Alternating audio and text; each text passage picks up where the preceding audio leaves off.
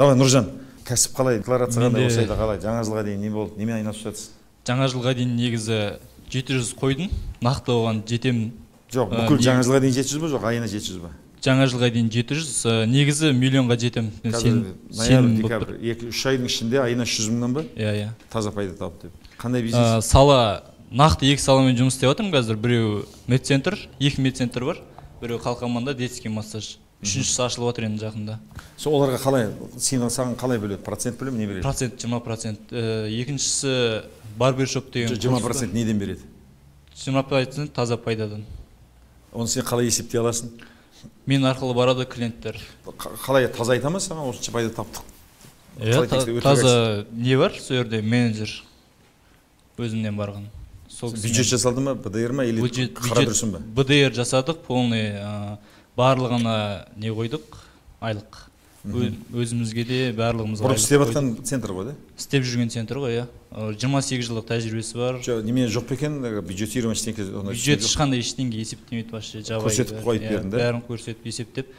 Соңғы әзірге сен қалай істейді сонда? Келісім шарт бар ма сенімен? Иә, келісім шарт. Официально? Негізі бұлай ауызша жасап жүрік, қазір келісім шарт договор дайын болмады деп жатыр, бизнес бастау береді деп, маркетологтарға арнайы. Бағдәулет осында ма? Гол модельдерін айтып түсіндіріп берсін, қалай істеу керек екен да? Медиа план қалай жасау керек, нәтижесін қалай өлшеу керек деген сияқты да?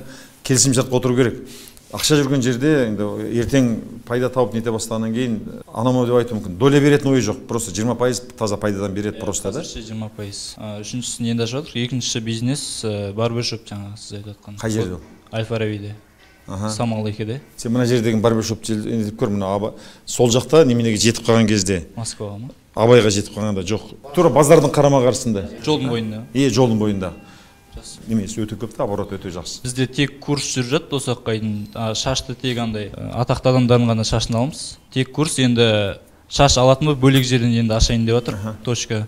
Сол жерден оқып шыққан адамдарды. То есть сенің бизнесің клиент әкеліп беру арқылы сол да, жаңа барбершопқа клиент алып беру толық. Медцентрге да? Кумирім осы бизнес бастауда Бауыржан аға, БМ-да Мария Саладар, Дашкевтерді көріп.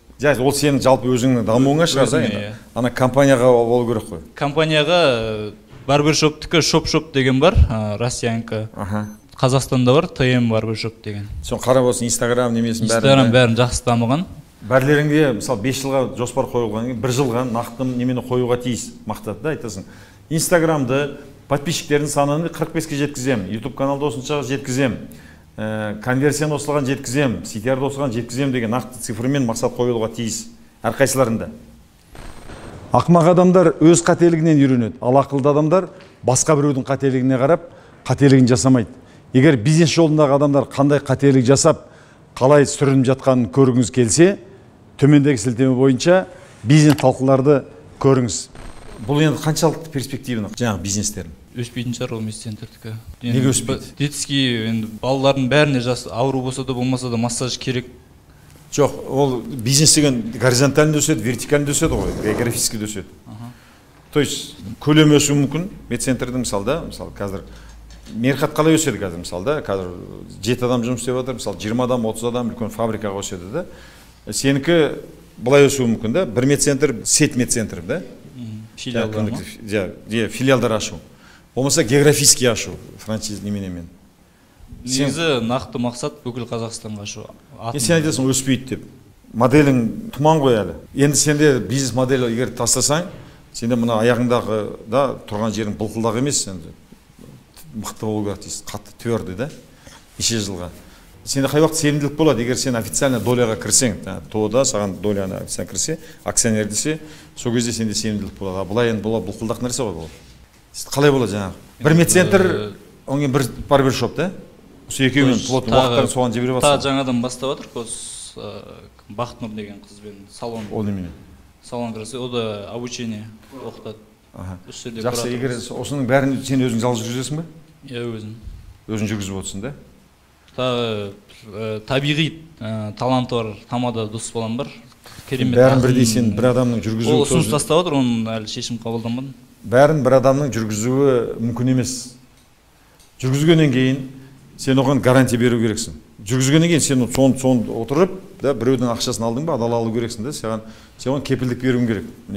осы айда саған осынша табыс таптың, келесі осынша 500 150 клиент әкелдім, келесі айда 250 клиент әкелем. Ненің құдіретімен? Күн сайын 2 пост салам, таргетинг жасайм, контентті ауыстырып отырам деген. Бұл Ернар кәдімгі жұмыс қой, да?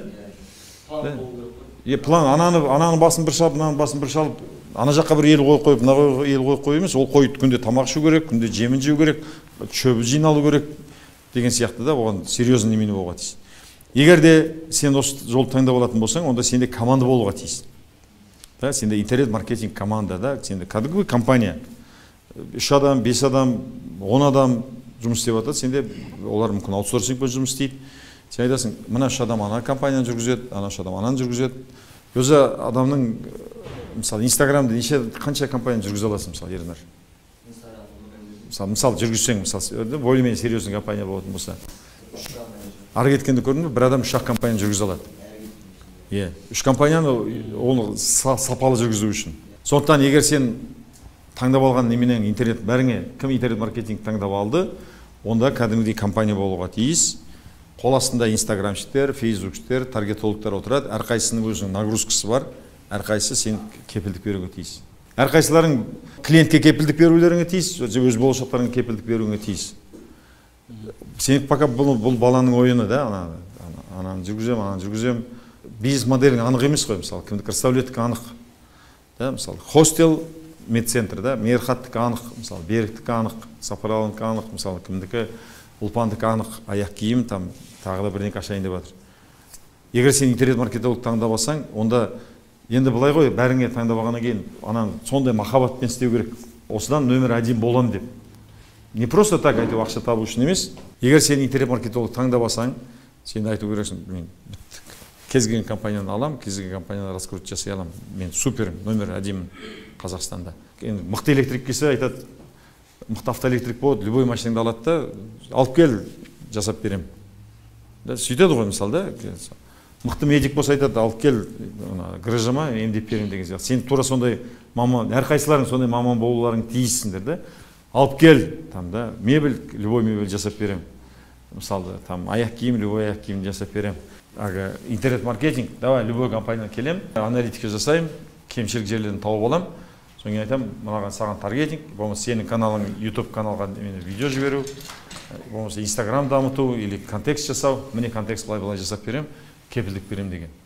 Давай ойлан. Сен өзің солай мамамын деп сезіне аласың ба? Интернет-маркетологияда менің неменем деп, мысалы, да? Вот сезіне алсаң ғана істеу керек, шынайы көңілмен айт. Бұл менікі деп айта алатын болсаң. Әр адам өзін, іздеңдер, әрқайсыларың өздерің табуларың тиіссіңдер, да, әрқайсыларың. Адам бір нәрсемен айналыса бергеннен кейін түбі маман болып шығады.